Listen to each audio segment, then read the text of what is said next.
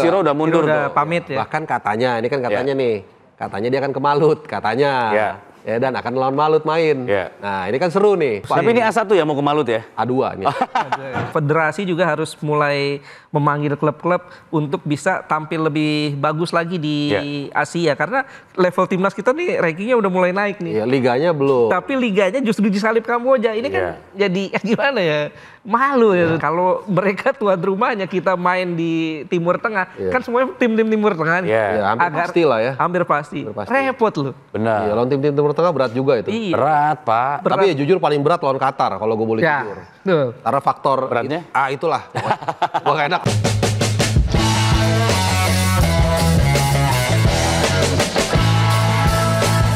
Tapi kan waktu itu kayak setengah hati gitu lo harus klarifikasi belum sih setengah hati? Itu nanti akan terjawab pada waktunya nanti. Gimana cara jawabnya? Harus yang bersangkutan. Tapi lo emang belum sempat klarifikasi ya? Pada saat Kayaknya ada waktunya nanti akan diklarifikasi. Sabar. Serius ya? Iya. Kita udah mulai ya? Oh, udah. Oke. Kita sudah bersama dengan duo komentator, dua pandit nasional papan atas spektakuler bombastis Mutahir, woi. Iya. Abdul Haris dan juga Haris Pardede. Halo, Alhamdulillah. Iya. Oke, ini luar biasa nih ketemu. Jarang-jarang bisa begini.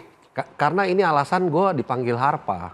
Oh. Ini alasan, karena dulu kita satu desk. Iya. Jadi setiap ditanya, naskahnya mana Riz? Kita dua-duanya nengok. Oh. Akhirnya untuk membedakan, Iya. dia kan Abdul Haris Ais, kalau gue Haris Pardede Harpa. Akhirnya udah panggil Harpa aja, udah akhirnya jadi Harpa. Nah itu alasannya gara-gara ini orangnya nih. Iya. Tapi kita juga masuk kerjanya juga cuma beda seminggu 2 minggu ya. Bareng. Oh iya? Iya, hampir pokoknya mirip-mirip lah. Iya. Satu letting lah ya? Satu letting gitu. Cuman dia lebih maju lah. Lebih maju apa? Apanya? Gue langsung. Oke, hari ini gue kasih spill dulu ya. Tale of the tape. Wih, order of play nih. Kita hari ini bakal bahas Persib menuju back to back juara karena cuma butuh satu pertandingan lagi, satu kali menang lagi. Terus apa sih yang bikin Persib gacor? Terus juga pemain-pemain muda, terus beberapa pemain juga ini kan kontraknya udah mau habis ya. Apakah diperpanjang atau kemarin Ciro juga udah pamit. Pokoknya kita bakal banyak bahas Persib. Terus kita juga bakal ngomongin soal jelang Indonesia versus China di kualifikasi Piala Dunia nanti ketika main di GBK. Tapi ternyata ada beberapa pemain timnas yang cedera. Kayaknya sih ada 4 pemain ya, kita akan lihat nanti. Terus juga kita bakal ngomongin hasil Liga Champions di semifinal. Waduh, apakah mengejutkan atau sesuai prediksi? Lanjut juga dari Europa League. Kira-kira final ideal tim mana aja? Oke, langsung kita bahas aja nih. Pertama soal Persib.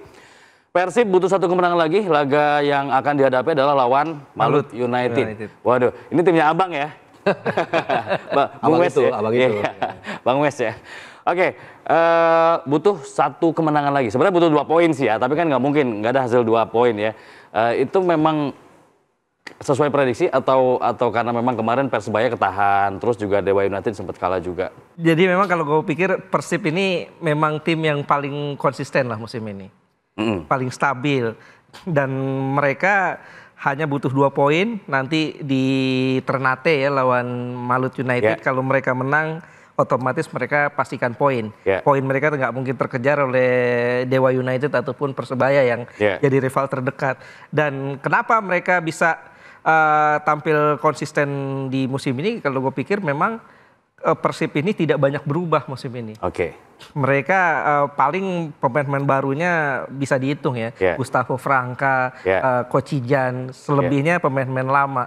Sehingga konsistensi permainan dan mereka sudah ngeblend ya. Tidak terlalu banyak pemain-pemain yang harus cari chemistry lagi. Ini yang bikin Persib lebih stabil, lebih smooth jalannya menuju juara. Beda dengan tim-tim lain, Madura United misalnya. Yang bongkar pasang gitu ya. Betul, Madura United di musim lalu mereka sampai final ya di Championship Series lawan Persib di final. Tapi musim ini mereka bongkar pasang. Pelatihnya ganti, kemudian juga total bisa dikatakan 90% skuadnya ganti. Hasilnya mereka babak belur. Tapi bukannya kalau tim yang sama itu aja dari musim kemarin, musim depannya malah nanti udah bisa kebaca sama tim lain? Enggak juga, karena ini kan kalau kita nilai di Liga Indonesia ini butuh chemistry juga. Kompetisinya panjang dan juga jauh jaraknya juga kan. Kita ini jauh jaraknya dari misalnya dari Aceh dari Sumatera ke Papua misalnya, itu jauh banget. Dan butuh stamina dan butuh kedalaman skuad juga. Kedalaman skuad Persib ini yang terbaik lah di Indonesia saat ini. Persib punya itu ya. Betul, sehingga merata. Saat ada satu pemain cedera, ada pemain lain, ini yang bikin Persib stabil lah. Iya, dan artinya nggak perlu adaptasi lagi karena tadi udah terbangun timnya, chemistry-nya dari musim lalu, the winning team ya yang dimiliki oleh Persib, makanya bisa kemungkinan back to back lagi. Arpa?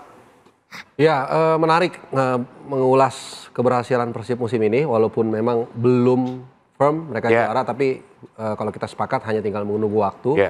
Tadi sebagian udah diulas sama rekan saya, Bung Ais, mereka punya kedalaman skuad. Nah, gue terusin aja dari situ ya. Kenapa mereka punya kedalaman skuad? Karena financial mereka bagus. Betul. Ini yang orang kadang-kadang suka lupa. Makanya kalau kita lihat juara dalam... kalau bisnismen beda ya? Beda. Dia spotlightnya ke finansial. Karena semua organisasi, apapun itu, pasti membutuhkan uang. Benar. Nggak mungkin nggak gitu. Tinggal bagaimana kita mengelolanya dengan baik.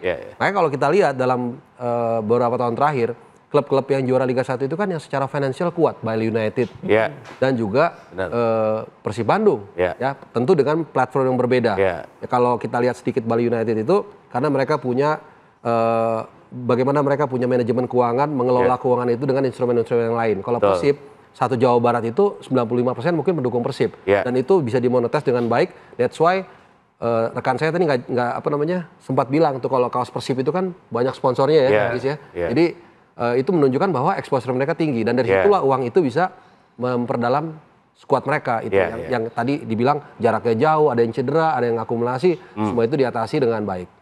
Oke, artinya Persib ini juga satu tim tradisional dengan basis supporter yang kuat, tapi dengan pengelolaan yang bagus, profesional dan juga keuangan yang sehat ya. Betul. Ini yang menjadi salah satu macam. Oke, kalau lihat dari performa di lapangan, ini kan juga Persib menjadi salah satu tim yang paling produktif dan paling sedikit kebobolan. Apa yang jadi kunci? Ya, kalau gue pikir memang mereka punya pemain-pemain yang kualitasnya bagus lah. Di belakang misalnya dia punya seperti Gustavo Franca, kipernya juga kiper Filipina ya, Kevin Ray Mendoza. Kemudian juga di tengah mereka punya barisan gelandang-gelandang yang bagus. Dan juga jangan lupa Bojan Hodak ini pelatih yang cukup bagus dia. Dia sukses di Malaysia dengan berbagai trofinya. Kemudian juga dia sempat bawa timnas Malaysia U19 mengalahkan Indra Syafri mengalahkan Indonesia U19 eranya Indra Syafri. Dan dia tegas juga ya, galak ya. Tegas menuju sangar. Dan dia sangat kenal dengan atmosfer sepak bola Asia Tenggara karena lama di Malaysia. Sehingga dan bukan hanya jadi pelatih, sempat jadi CEO juga kan di satu klub Malaysia. Betul. Sehingga dia kenal betul karakter mainnya tim-tim dari Asia Tenggara. Sehingga saat dia datang ke Persib di pertengahan musim ya menggantikan Luis Mia saat itu, dia langsung bisa paham apa yang mesti dilakukan. Dan juga transisi permainan Persib ini bagus, termasuk bagus. Dia saat menyerang bagus, transisinya kembalinya juga bagus. Sehingga pertahanan mereka jadi otomatis relatif solid. Iya, jadi intinya semua Persib Bandung tahun ini, musim ini bisa juara. Karena semuanya checklist. Dari pelatih, dari keuangan, dan jangan lupa juga dari supporter. Kalau ini udah pasti nggak usah diragukan lah. Dan faktor ini membuat mereka juga kalau di kandang kan sulit dikalahkan. Betul. Gitu. Jadi ya mereka layak. Ini juga salah satu yang ini ya, dia musim ini selalu bisa main di kandang lah. Beda dengan beberapa musim lalu yang harus jadi musafir. Paling tinggal di GBLA atau di Jakarta Harupat, paling itu aja. Tapi mereka juga unik ya, materi pemain mereka merata seperti tadi dibilang. Kemudian produktivitasnya juga merata, bukan cuma striker doang, semua hampir bisa bikin gol. Itu makanya yang tadi ditanyakan kan ke Ais, ini gimana nih kalau pemainnya sama terus? Keuntungannya kan chemistry-nya terjalin. Walaupun mungkin lawan bisa membaca, tapi kalau semua orang bisa cetak gol kan susah juga jaga. Dan kalaupun pemainnya sama, taktik strategi kan bisa dirubah. Mungkin hari ini bermain si A yang lebih banyak dominan, kali ini dari sayap, dari itu nggak ada masalah. Karena sepak bola gue selalu percaya filosofinya sederhana. It's about networking. Kalau pemain individu kita bicara mungkin bulu tangkis, mungkin orang lebih individu. Kalau dia bagus selesai. Kalau tim enggak. Kadang-kadang pemain ini biasa-biasa aja, tapi kalau mereka kompak, mereka bisa jadi satu kekuatan tim yang luar biasa. Nah, termasuk salah satu kuncinya adalah soliditas di lini belakang ya. Sehingga mereka juga paling sedikit kebobolan. Tapi permasalahannya ternyata pemain-pemainnya juga sudah tidak muda lagi, termasuk salah satu pemain kunci, Nick Kuipers. Yang ini juga kontraknya udah mau habis ya. Nick Kuipers 32 tahun. bisa dibilang sebenarnya unquote ya, dibilang tua banget juga belum ya. 32 tahun untuk ukuran di Indonesia kayaknya nggak tahu deh gimana kalau menurut gue sampai saat ini kalau pemain bola apalagi back 32 sih menurut gue masih prime lah. Iya kan? Virgil van Dijk masih 34. Iya makanya. 34 masih bisa gitu. Bisa apalagi posisinya kecuali back sayap ya. Mungkin agak susah. Biasanya 31 32 udah mentok. Jadi gue rasa nggak masalah.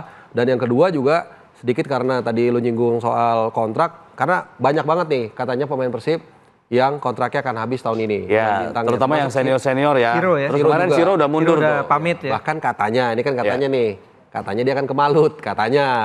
Ya, dan akan lawan Malut main. Nah, ini kan seru nih kalau kita bicara dari aspek itu. Jadi, but it's okay, itu normal. Berarti kan peredaran pemain di Liga 1 ini menarik ya. Tinggal Persib, kalau kita bicara Persib lagi, karena ini namanya Persib, bisa nggak dia meng-keep sebanyak mungkin pemain ini supaya nggak kabur? Karena kalau berubah terlalu banyak juga, Odak pusing juga musim depan. Tapi ini A1 ya mau ke Malut ya? A2 nih. Kalau A4 kertas. Iya. Tapi sebenarnya aneh juga sih, ini tim mau juara, tapi pemainnya udah pamit duluan menjelang beberapa pertandingan atau bahkan satu pertandingan pas mau juara gitu loh. Ini kan biasanya memang sudah fix nih. Nextnya mau kemana? Kalau belum fix, gua rasa nggak bakal langsung itu pamit pada saat itu juga. Pasti orang mau larut dulu dalam suasana pesta, suasana juara. Tapi sebenarnya itu satu indikasi ya, ketika ini tim mau juara, lagi happy-happynya, ini kan ibaratnya kayak matahin semangat orang gitu, happy-happynya orang gitu. Tiba-tiba gua pamit ya, besoknya mau juara loh. Iya. Berarti kan ada sesuatu bahwa mungkin ya kayak tadi sudah taken nama tim lain atau nextnya udah ketahuan mau kemana. Gitu. Ya sebenarnya sih. Ya mungkin nggak apa-apa juga, artinya kan dia tetap datang tanpa muka, pulang tanpa punggung berarti kan. Dia minta izin dulu dan mungkin juga manajemen yang kita nggak tahu di sini di bawah di belakang layar, di bawah meja mereka sudah mempersiapkan pastilah nggak mungkin tim sebesar Persib.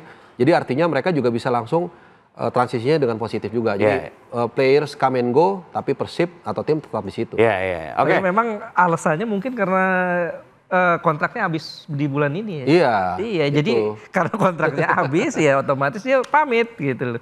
Walaupun secara etik memang agak kurang enak gitu ya. Harusnya dia pamit di akhir musim lah. Tapi memang kontrak udah habis mau gimana dong? Kalau yang Haryono pamit itu pas udah mau udah selesai ya? Kan yang viral juga videonya itu kan. Ya yang Harpa terngiang-ngiang banget sama kata-katanya. Saya gue itu ngelihat dia pemain yang sebenarnya luar biasa. Gattuso-nya Indonesia. Masar. Julukannya Masar gitu. Benar. Itu. Oke, tapi kata Mas Ais ya, tua nggak sih Nick Kuipers kalau misalnya 32 tahun atau Ciro misalnya 36 tahun, padahal istrinya bilang kita mau loh dinaturalisasi katanya. Dia pengen jadi pemain naturalisasi. Sebetulnya pesepak bola bukan masalah tua nggak tua. Tapi sebagaimana dia bermain, performanya yang dia perlihatkan di lapangan. Cristiano Ronaldo di usia yang sudah 41 ya. 40-an dia masih panggil tim nasional Portugal. Artinya memang kualitasnya masih layak untuk tampil di level internasional. Benar. Dulu Paulo Maldini juga di usia 30 lebih ya dia baru pensiun. Kemudian juga Franco Baresi. Banyak pemain-pemain. Atau kalau jauh-jauh Eloko 40 masih galak ya. Eloko 40 masih gacor. Ini yang membuat sebetulnya bukan masalah umur gitu. Umur hanya angka lah, tapi bagaimana kualitas di lapangan. Dan kalau gue pikir di Kuipers ini kualitasnya bagus, walaupun usianya sudah 30 tahun ke atas, tapi ya ditunjukkan dengan kualitas kayak gitu ya nggak salah. Terus ada Igbo Nivo juga, ini pemain spesialis trofi nih, dia 3 kali juara di Persipura. Ini kemarin juara, ini mau Persib nih mau juara lagi. Ya, jadi, mungkin dalam dia juga 39 tahun. Dalam hidup ada juga yang namanya keberuntungan kalau menurut gua ya. Ya walaupun tetap ada usaha juga atau ikhtiar, tapi kita lihat juga anti hipotesanya kan Harry Kane. Ya, kalau kita sedikit lari, apa kurang Harry Kane? Tapi sampai detik ini belum ada gelar dia. Apa? Karena menurut gua juga ada beberapa mungkin faktor luck kali ya. Faktor luck yang diikuti juga mungkin keputusan. Kalau kita ingat sedikit kita lari ya ke Harry Kane. Dia waktu itu kan 3 tahun lalu mau pindah ke City, ya kan dia tolak. Bukan ditolak sebenarnya karena Daniel Levy-nya berulah lah, pemiliknya agak aneh. Ya kan agak apes juga. Coba kalau dia di City 3 tahun kan nggak mungkin nggak dapat gelar lah. Dan ternyata dapat gelar. Nah, tapi Igbo Nivo honestly not one of the best defenders. Bukan the best lah, mungkin salah satu tapi bukan the best. Tapi dia mungkin milik klubnya pas. Dan dia bisa memberikan kontribusi akhirnya. Dia bisa. Karena sebetulnya di musim ini juga nggak terlalu banyak minute play-nya Igbo Nivo ya. David da Silva juga 34 tahun ya. Kita bisa inin ke Julian Alvarez kali ya. Julian Alvarez ya. Ya artinya dia memilih klub yang tepat sehingga bisa dapat trofi segambreng lah semuanya dan lahir di negara yang tepat ya. Dan lahir di negara Argentina. Gitu. Jadi ada faktor luck juga. Faktor luck ya. Yang mempengaruhi nasib dan juga prestasi seorang untuk mendapatkan trofi, piala atau enggak sepanjang karir. Walaupun pemain bagus kalau misalnya timnya gurem susah juga. Ya kayak Erling Haaland misalnya sama Norwegia. Dia bisa berharap apa juara Euro? Kapan juara dunia lah. Gak usah juara dunia lah Euro. Ya kan susah. Atau lolos aja susah kan? Lolos aja susah itu. Atau Ryan Giggs misalnya. Iya. Oke. Sebetulnya kan Persib juga nggak semuanya tua ya, nggak semuanya mateng gitu. Ada pemain-pemain mudanya juga. Artinya sebetulnya juga kolaborasi, kombinasi pemain muda dan juga pemain tua. Ada beberapa pemain muda, Beckham, terus Kakang Rudianto, terus Robbie Darwis. Nah ini kan pemain-pemain muda. Dan kalau menurut bro gimana? Ya kalau gue pikir memang salah satu keunggulan Persib adalah pelatih Bojan Hodak ini berani memberi kesempatan buat pemain-pemain muda. Dan juga kebetulannya lagi mereka ini punya regenerasi yang cukup bagus, punya akademi ya. Dia ada beberapa layer itu di Persib sehingga banyak melahirkan pemain-pemain muda dari situ. Beckham, Kakang, Robbie Darwis, artinya hand juga ya. Dia kompetisi internal juga bagus. Itu yang membuat mereka bisa melahirkan pemain-pemain dan juga kebetulan pelatih dan manajemen klub memberi kesempatan kepada mereka. Ini kan kalau pemain muda tinggal masalah mereka dapat menit bermain apa enggak. Kalau mereka dapat menit bermain ya insya Allah mereka akan tampil lebih bagus, lebih berkembang. Iya. Jadi memang soal regenerasi Persib nggak ada kekhawatiran ya karena mereka punya kompetisi internal yang bagus. Gue dulu main di Uni. Uni. Salah satu klub internalnya. Enggak, Uni Elis. Nasi Padang di Senen. Untuk kacau. Enggak, tapi kalau kita lihat Persib ya, dia kan sebenarnya udah 2 tahun nih berturut-turut juara, ya kan? Dan mungkin tahun ini quote by quote pembuktian bagi yang katakanlah masih mempertanyakan musim lalu kan seperti itu. Jadi ini luar biasa. Cuman tantangannya kan tadi kita udah bahas ya. Pemain-pemain banyak yang kontraknya udah habis. Nah, musim depan ini manajemen langkah apa yang mau diambil? Apakah kembali mendatangkan pemain-pemain sekelas David Silva, Mark Locke dan lain-lain, atau dia akan cuci gudang nih, mengajukan pemain muda, mempertahankan juga hanya sebagian kecil pemain senior untuk menjadi mentor dengan resiko kemungkinan gelar juara terbang. Nah, ini kan tuntutan nanti dari fans nih, gimana seperti apa? Nah, tapi kalau dia bertahan dengan pemain-pemain yang sudah uzur terus-terusan, ya kan orang ada umurnya juga. Nah, jadi terus faktor transaksinya cedera riskan juga kalau pemain yang udah berusia ya. Ya kalau gue pikir idealnya mereka ini tetap memainkan pemain-pemain yang ada ya. Kalau bisa mereka tetap mempertahankan mayoritas squad lah. Sambil pelan-pelan regenerasi. Karena kalau regenerasi total ini bahaya. Shaky juga ya. Shaky juga pasti ada turbulensi. Jadi kan intinya adalah perlu kombinasi kan. Pemain senior berpengalaman, pemain asing plus pemain-pemain yang didorong dari junior. Baru jadi lengkap kan skuadnya. Tapi ngomong kontrak habis, Beckham juga mau habis ya. Terus dia kayaknya ada yang nawarin juga mau main di luar negeri. Ya kalau gue sih gini ya, berapa kali ini kan perdebatan yang gak pernah habis ya. Pemain itu main di luar negeri dong biar berpengalaman gitu. Tapi gue selalu mencoba mencari hipotesa yang agak sedikit berbeda. Gue mencoba untuk antitesa ya. Berbeda. Artinya gini, gue pernah waktu itu habis Piala Asia di bandara ketemu sama Hernando Ari. Dia bilang, iya bang bener bang kalau di luar negeri itu gajinya nggak segede di Liga 1. Dia berbicara komparasinya tuh Korea Selatan, Jepang di tahun pertama. Dia sampai sepertiga. Iya, katanya seperti itu menurut dia. Bahkan di salah satu podcast pun Asnawi pernah ngomong hal yang sama. Jadi misalnya di sini gajinya 1 miliar, di sana mungkin 300 juta. Kita mungkin enak ya dan idealnya memang seperti itu. Dia main di luar negeri pasti akan lebih banyak pengalaman. Tapi kita nggak tahu keresahan orang kan. Mungkin dia dari orang daerah, dia masih mau ngumpulin duit dulu, mungkin untuk bangun rumah, naikin haji orang tuanya. Ya kita nggak bisa maksa juga kan. Tapi kalau idealnya memang kalau lu merantau, pasti lu dapat sesuatu yang berbeda. Itu idealnya. Jadi tergantung kembalikan ke dia aja gitu. Kalau dia misalnya nggak mau karena ada alasan keresahan dia ya kita nggak bisa bilang apa-apa gitu. Dan juga yang perlu dipertimbangkan adalah dia dapat menit bermain nggak? Nah itu. Karena kan kita tahu banyak pemain-pemain kita yang direkrut klub-klub terutama yang Asia ya, Korea, kemudian Jepang, ternyata cuma buat ngangkat follower Instagram klub itu kan. Ini yang kadang-kadang doang ya. Yang bikin mereka justru anjlok performanya. Atau mungkin sebagian titipan ya. Ya. Maksudnya pemain Thailand titipan tuh ada. Ada titipan. Namanya itu. Namanya iya pemain itu Thailand. Namanya bukan. Tapi itu tadi benar, gue setuju. Nyapuin sendiri.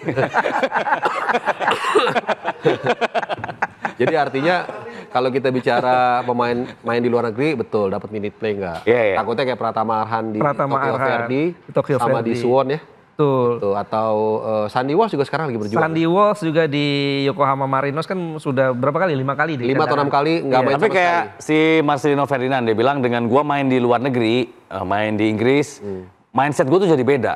Iya. Gua ngelihat kompetisi misalnya gua balik kampung, gua main di timnas itu gua merasa gua pede. Pasti gitu. ya. Itu Kan ngaruh dari segi. Nah, kalau Marcelino Ferdinand kan dia memang agak lumayan rutin di U21. Iya, Kemarin itu dia cetak bedanya. gol. Yeah. Masih main. Kalau di Inggris kan dia ada reserve playernya, ada reserve team. Yeah. Sehingga kalau nggak main di tim utama, main di reserve team secara rutin dan ada kompetisinya kan. Iya. Ya ini yang beda sehingga saat dia balik ke timnas ya kualitasnya masih terjaga lah. Dan itu ada sedikit menarik juga ya kalau kita lihat. Artinya Marcelino Ferdinand, seorang bintang di timnas aja di sana mainnya di U21. Yeah. Jadi ini untuk otokritik ke kita ya, betapa ternyata kualitas kita tuh masih ada gap yang cukup jauh untuk kita bisa kembangkan. Ya, kelas kita masih di bawah ya. Iya, dia di Oxford United di kasta kedua sepak bola Liga Inggris, sepak bola profesional, dan itu pun di U21. Tapi di tim nasional kita dia udah jadi bintang. Yeah. Berarti kan masih banyak PR nih untuk Liga 1 kita. Oke. Karena tadi beberapa pemain kontraknya udah mau habis dan Ciro bahkan sudah pamit, tentu butuh amunisi baru. Ini rumornya. Yang bakal gabung Persib siapa sih? Si Dibe bener ya? Atau ada Ramadan Sananta atau gimana Is? Iya, kalau sekarang kan banyak dari Persis ya? Yang berkembang kan ada 3 nama. Yang paling santer banget ada 3 nama. Jordi Amat, kemudian Sadil Ramdhani dan juga Asnawi. Dan ini sudah berkali-kali dijawab oleh Bojan Hodak ya. Ini Bojan Hodak dari bahkan Asnawi ini santer rumornya sudah dari musim lalu.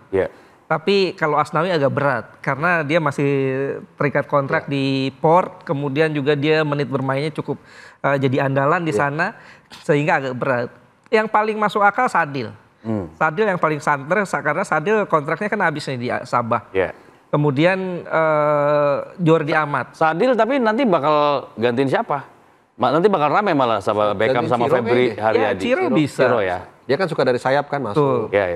Ya Sadil punya potensi kalau gue pikir. Dia salah satu pemain lokal terbaik lah yang dimiliki Indonesia. Punya speed, power ya. Punya shooting juga. Meskipun punya emosional kontrol yang agak gimana. Cuman kalau gue pikir Sadil layak lah jadi pemain Persib berikutnya. Back. Iya, Jordi Amat. Kemungkinan Jordi Amat bisa jadi direkrut, tapi tergantung kalau Jordi Amat sama seperti Asnawi. Apakah Jordi ini masih dibutuhkan di JDT atau enggak? Dan juga dari segi usia sebetulnya kan Jordi ini udah sering cedera nih. Ini yang membuat Persib agak ragu tampaknya untuk ambil Jordi. Nah tadi soal Sadil ya, ya kita tahu lah dia punya emosional kontrol yang kadang-kadang kita nggak bisa duga ya. Cuman kalau menurut gua kalau dia bisa milih ke Persib dan jadi ada bagusnya juga. Karena gue percaya kalau ada kayak Vinicius misalnya. Ya kan gimana lah kita tahu ya. Tapi masuk Madrid begitu dilihat Ancelotti, begitu dilihat ada Kroos di sana yang punya wibawa dia akan ikut itu gitu. Jadi mudah-mudahan Sadil yang emang punya kemampuan, punya ability, tapi mungkin kadang-kadang bagaimana. Nah kalau masuk Persib mungkin dia akan lebih bisa behave gitu loh. Karena kan mata Boboto selalu nyorot dia, kemudian manajemen juga tegas dengan reward yang oke. Jadi harusnya dia bisa lebih bagus lah kalau di sini. Karena selama ini juga mungkin kita lihat pemain Sabah kan juga kalem semua ya. Relatif bagus dia. Bagus dan dia. Pernah jadi player of the month kalau nggak salah. Betul. Relatif bagus dan attitude-nya terjaga. Iya. Ya mungkin udah berubah lah ya. Udah lebih dewasa lah. Udah lebih wise ya. Waktu bisa merubah orang juga kan. Iya, benar. Gitu. Curhat kayaknya. Oke.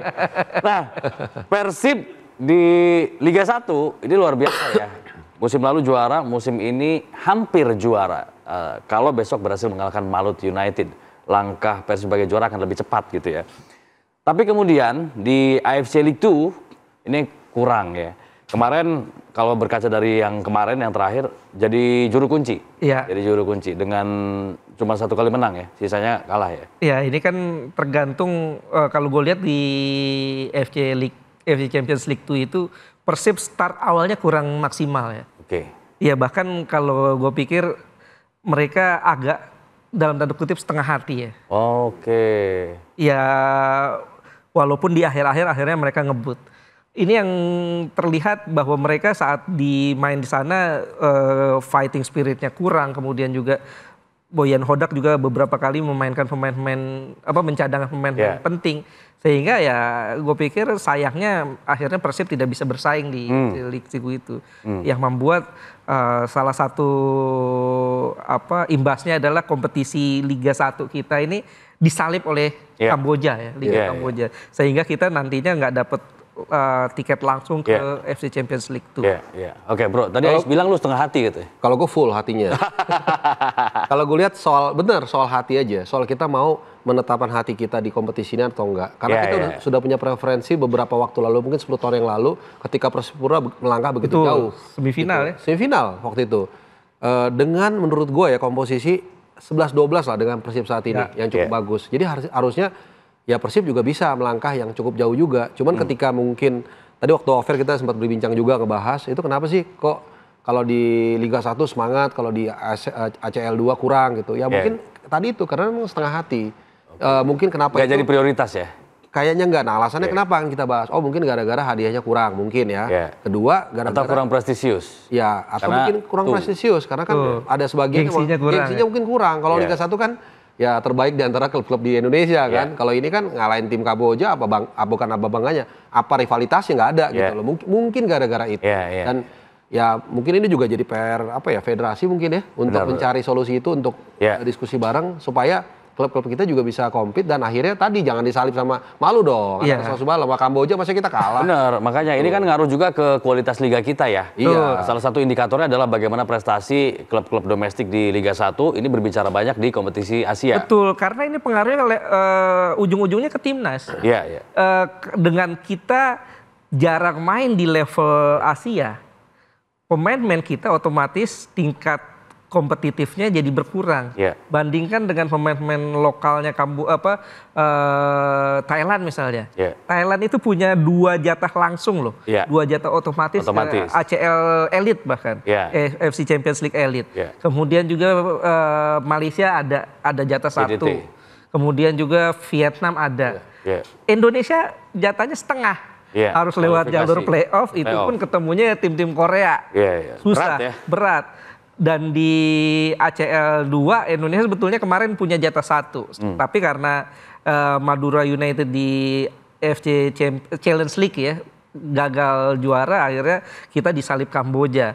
Ini yang bikin kita tuh harus berpikir lah. Federasi juga harus mulai memanggil klub-klub untuk bisa tampil lebih bagus lagi di Asia. Karena level timnas kita nih rankingnya udah mulai naik nih. Liganya belum. Tapi liganya justru disalip Kamboja. Ini kan jadi gimana ya?